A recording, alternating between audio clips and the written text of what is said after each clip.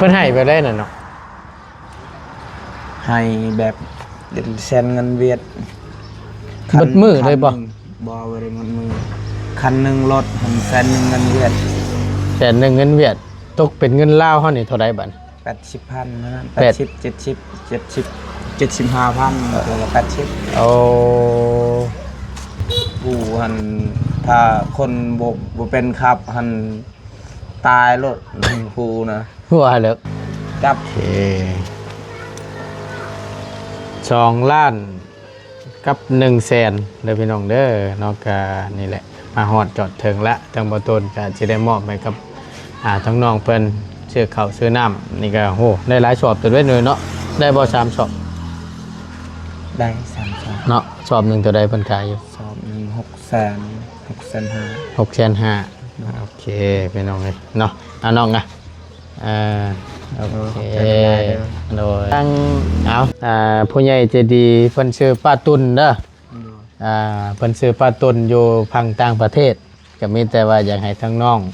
หนุ่มมือขอบบุญขอบคุณขอบอกขอบใจทางผู้ใหญ่เพิ่นนี่เด้อที่ได้ฝากเงินมาให้ฮอดจอดถึงละบาทนี่เอาเว้าผ่านนี่แหละน้องเอ้ย โดยขอบใจหลาย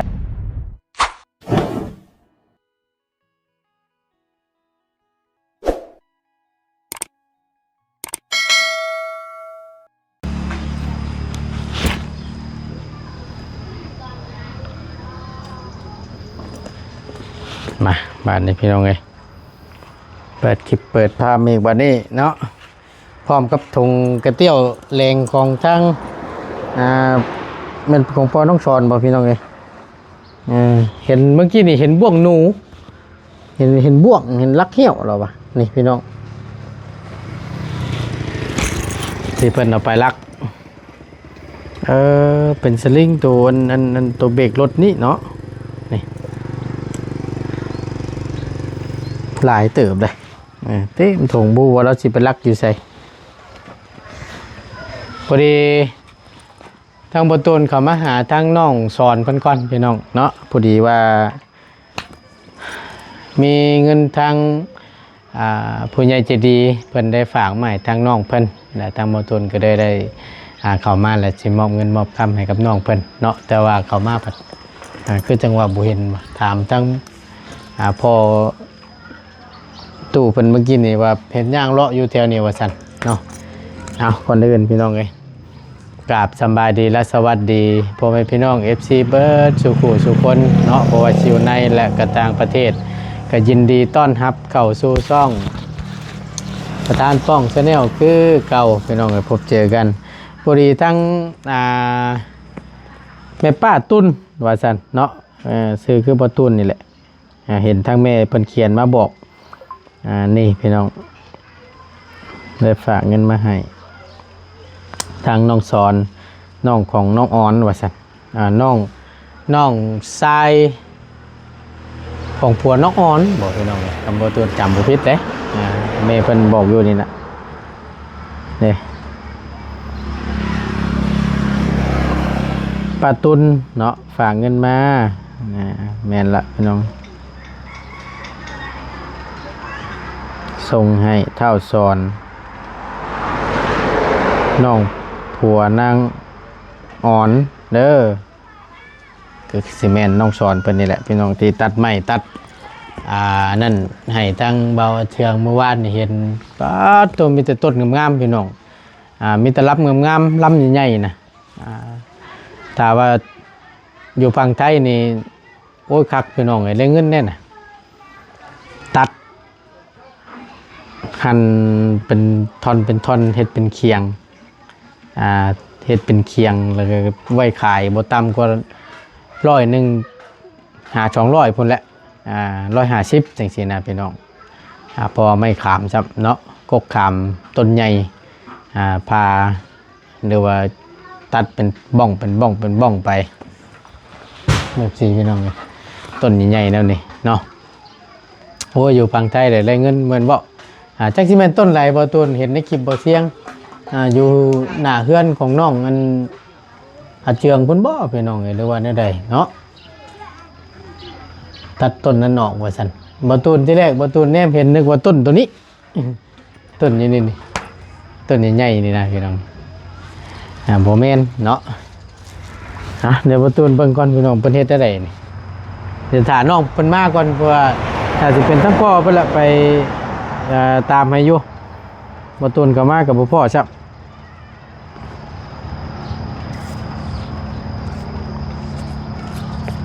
โอ้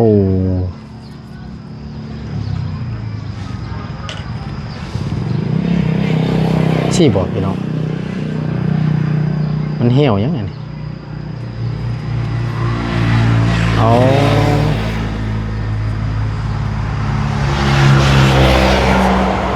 ถึงหมูป่าก็เรียบร้อยแล้วแหละประมาณนี้เบิ่งโอ้อีหอกอีเห็นนี่แลนล้านนี่คักพี่น้องหลายเลยยืนถุงเรานี่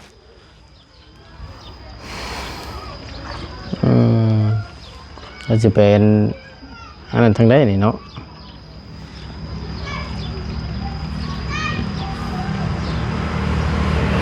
ช่างเฮ็ดเปิ่นก็ได้พี่น้องวิธีลักทำกับลักเฮ็ดบ่วงเฮ็ดเหี้ยวนะ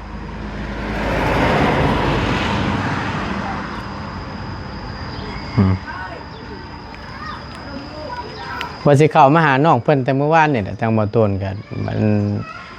มาขี่รถผ่านบัดบ่เห็นนะพี่น้องพอสิว่านี่เลยมามื้อนี้จักไปใส่อยู่ตารางเพื่อนเพิ่นนี่บ่ต้นก็ได้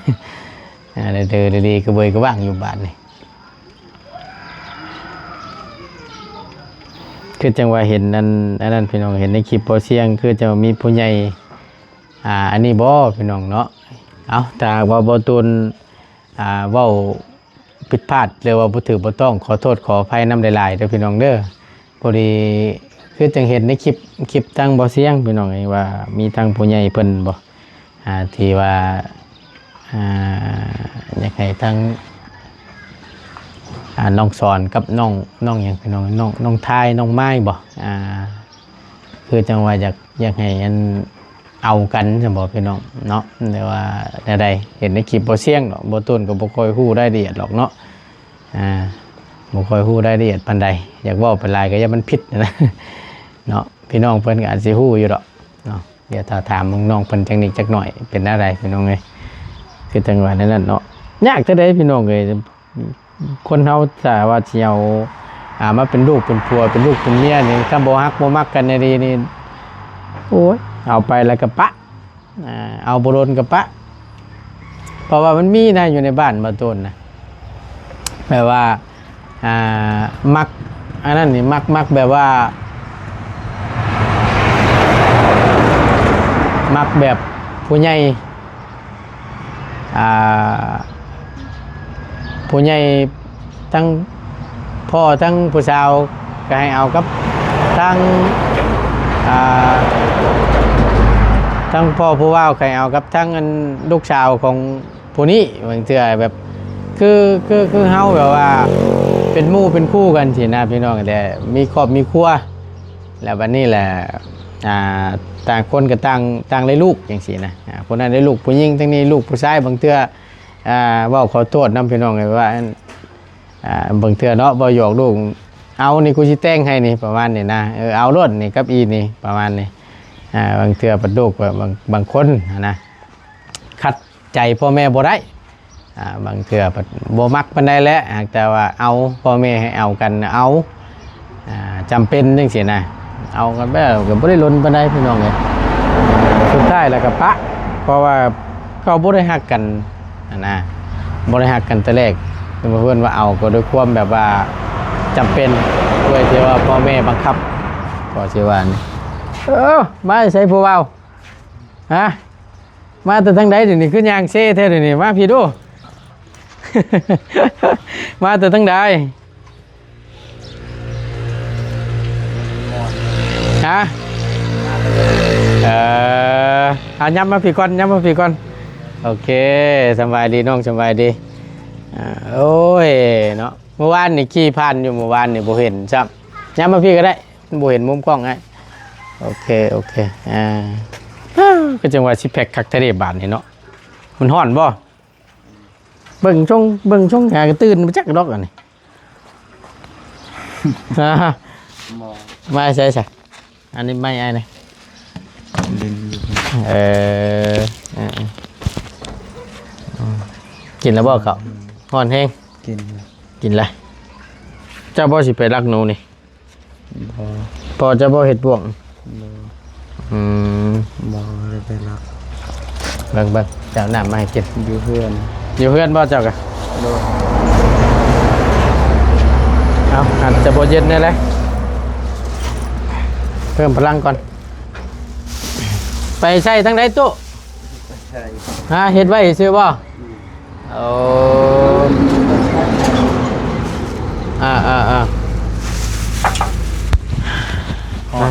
ฮอดเนาะบ่ว่าอากาศนะพี่น้องเอ้ยอบอ้าวแท้ๆไปบ่เมื่อไทยนะซอยเบาจันทร์เมื่อบ่ปีนี่ บ่ได้บาย บ่ได้ไปบ่ เป็นแต่ได้ปีที่เดียวนี่ มา คักอยู่บ่ ค่าเพราะว่าทั้งพี่บ่ได้กันคอยอันนี่พี่น้องเอ้ยบ่ได้ไถนาบ่ได้ลำไห้ลำนาส่วนหลายก็มีแต่ปลูกเขาให้เนาะ เลย ปลูกเขาให้เสียซักเขาให้จังซี่นะพี่น้อง ฮ้อนเนาะ เฮ็ดได้ซะ อืม ฮ้อนมันฮ้อนกับอาบน้ำเลยเนาะ ครับแล้วมันมีฮ้อนเข้าใจ อาบแล้วมันยังฮ้อนอยู่ เลย ช่วงมันเด้เฮ็ดได้ซะเนาะเมื่อวานนี่ไปออกกำลังกายใช้เมื่อวานนี่ต้นใดเห็นตัดโกมะขามปาดอยู่ อยู่สวนอยู่เพิ่นเอ้ยคอย เผาทานอยู่บ่ ฮะ เผาทานอยู่บ่ตัดทิ่มไปซื่อนี่ ตัดเทมเขาสิเฮ็ดห้องน้ำ โอ้ยพี่น้องไงคักไม่มาขามนะแต่ว่าเผาเฮ็ดทานกะกล้าดีได้นะ คักเนาะ แม่นคักได้นะกับพันเฮ็ดเป็นเคียงไว้ซับลาบสิ้นอยู่ไทยนะขายโอ้อันหนึง100-200พุ่นได้น่ะ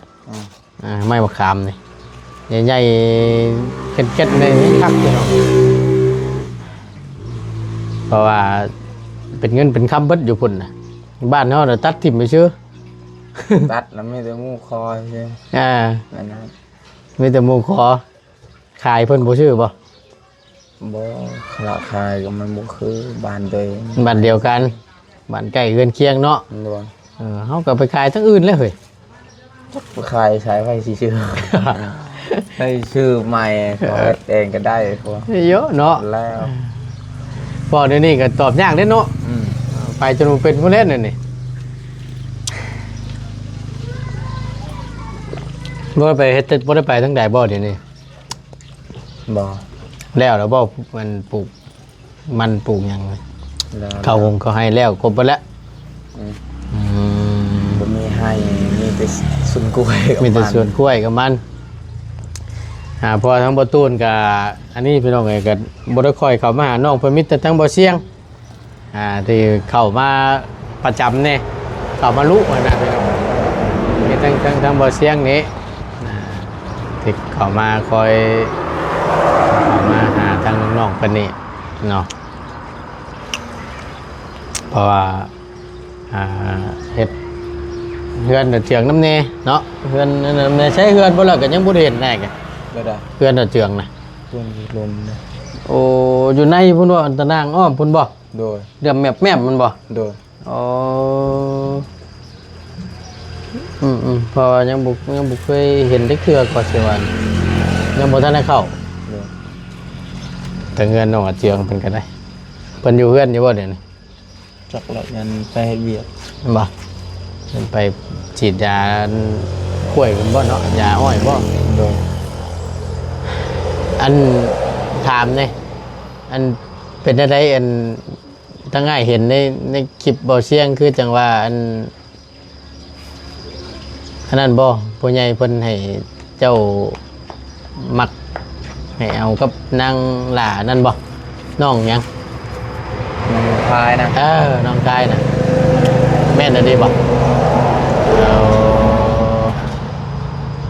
แล้วมันเป็นอะไรบัด อ่ะ แล้วเป็นอะไรบัด มันได้เป็นหยัง บ่ได้อันสานต่อบ่ ชันหยัง เอาแบบว่าตกลงกันแบบไรหั่นนะ ตัวมันได้ก่อนกระโมงนี่กัน บ่ฮู้คือกันมักกันต่อสิเอาไอ้ดีบ่หรือว่าแนวใด จักแหวกวง บ่ฮู้ อืม เอ้าเห็นทั้งไอ้เห็นในคลิปบ่เสียงเด้เห็นบ่เสียงเว้านั่น อืม แล้วล้มกันแบบใดสิดอก โมโหบ่ได้ลม บ่ได้ล้ม โมโหชัน จังว่าบ่ทั้งนี้ก็บ่จักบาดนี่โอ้ยพี่น้องเอ้ยเนาะน้องไทยเอ้ยน้องไม้เห็นบ่คนนั้นบ่ เห็นตอนนั้นเนี่ย เจ้าได้คุยกันอยู่บ่ บ่ได้คุย บ่ได้คุยติ อืม เพราะว่ามัน บ่ได้คุยเฟซอีหยังกับบ่มี จักปีแล้วน้องน่ะ โมโหแหละ จำบ่ได้ โมโหแหละบ่แม่นเฮือนใกล้เคียงกัน บอกว่าคือเจ้าเองนะไหม ค่อย18 ปีแล้ว19แล้ว แต่ว่าคนใหญ่นะพี่น้องเนาะ18 19แล้วเอาพอดีทางบอตูนเขามามื้อนี้กับพอดีมีทั้งแม่ป้าเพิ่นอยู่ฝั่งต่างประเทศเพิ่นได้ฝากเงินมาให้ทางน้องชอนนี้พี่น้องเนาะก็เป็นจำนวนเงินกับเพิ่นฝากมา100 ลอนพี่น้องเนาะก็ได้อยู่2 ล้านกับ100,000 กีบมาตัวเบิ่งอีกก่อนยันโมเมนต์ยังยันกล้องมันเด้งนะพี่น้องเอ้ยเพราะว่าใส่อันนี้ทั้งอันนี้น้ำแน่ก็สิว่านี่ยันโอเคมาเดี๋ยวมาตุนบ่ได้ไปรับจ้างทั้งใดเนาะเจ้ากันเนาะ ไป บ่ได้ไป ไปแก่กล้วยเวียด แก่กล้วยเวียด เดี๋ยวนี้นี่บ่ เดี๋ยวนี้บ่ได้ไปแล้ว ไปเฮ็ดแต่เช้ามันเด้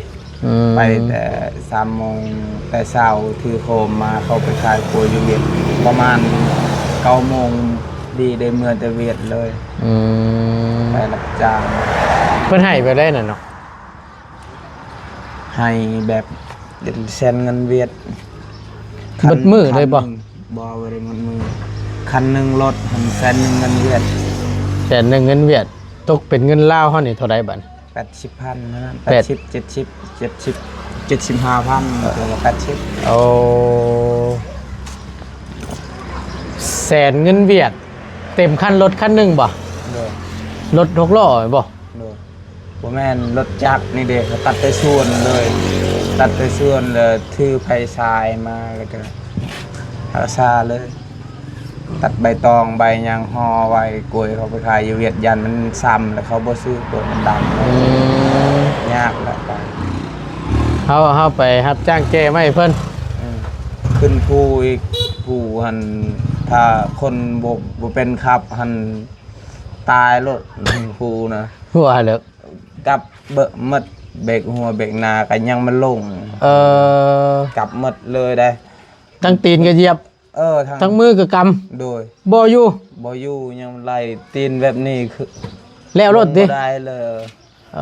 อ มีแต่ตีนน้ำหมดข้าง น้ำอย่างเดียว โดย โอ้ รถมันเด้เบรกล่างก็มันเฮ็ดเป็นเบรกหน้าหมดกับมือหมดนี่ครั้งนี้ก็เบรกมันเฮ็ดหน้าหมดมันให้เหยียบอีกหลุมยันลมเด้ยันครึ่งบ่ไหวมันยาก ที่ว่าง่ายๆมันแบบว่าถ้าสมมติว่ามันนักเนาะ โดย มันนักแล้วเฮาขาจังว่าเฮาลงเนี่ยเฮาจักอันใดสิครึ่งจักอันใดสิเหยียบเบรกแน่ โดย เพราะฉะนั้นเนี่ยปล่อยทั้งตีนมากำทั้งนัดทั้งมือเอาถ้าว่ามันเอียงหรือมันหยังหน่อยเฮากับบกขมังน้ำเบรกกันนะพี่น้องเนาะถือว่าเชียนดีได้แสนนี่เนาะ โดย โอ้ยคือง่ายขึ้นนี่มันแล้วแหละสิบ่พารถลงจะบ่ ยันลงหันขึ้น ภูมิทางมันยากบ่ เออ แบบจังซี่น่ะมันลงบัดเดียวเลยอันโตประดับเลยตายลง โอ้ มันยามเพิ่นตกนี่ไปบ่ได้เลย โอ้ตายแล้วป่านนี้พี่น้อง เอาพี่น้องเลยเนาะ หมู่เฮาก็ยังเสี่ยงชีวิตอยู่ อืม ไปตอนนั้นโอ้เว้ายาแหละเถอะนะบ่ไปมันเว้าคือกัน ย่าน มันสูงเนาะ กับมีตาดแน่หั่นมันเป็นโพนเป็นหินเด้ อ่า เป็นหินนั่นคันพละน้อยเดียวหั่นตายเลย ลงหลุมหั่นลึกๆประมาณพุ่นแต่กกมักตองหดหลุมนั่นพอให้กว่านั้น ความสูงเพิ่นน่ะเด้ อืม อ๋อ เขาจะยาก ไหวแล้วพี่น้องเลย เห็นภูตัวนี้นะ อ่า ภูที่โกยอยู่บ้านยังนะอยู่บ้านแจน ภูตัวนี้เด้แค่นเลย เออ ภูสูงๆครับ โอ้ข้างแน่ดิจ้ะเอาเดี๋ยวนับเงินในน้องเพิ่นก่อนพี่น้องเลยสองสามสี่ห้าหกเจ็ดแปดเก้าสิบ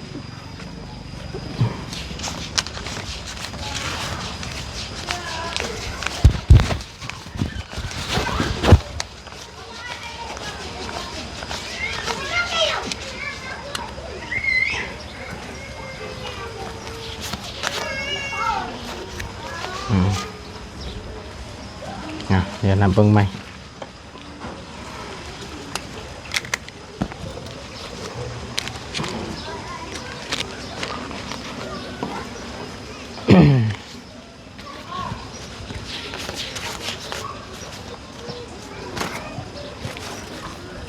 มันตากแดดมันเจ็บหมด เป็นหยังเนาะ เป็นหยังเบิ่งเป็นปุ่มๆแน่นอน บ่ได้แพ้หยังบ่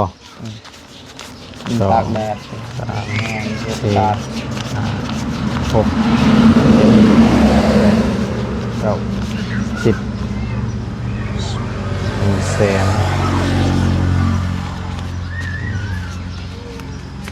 ข้าวกินยังอยู่บ่ยังพอมีอยู่บ่ หมดแล้ว เบิดแล้วก็พอดีแล้วซะ ข้าวกิน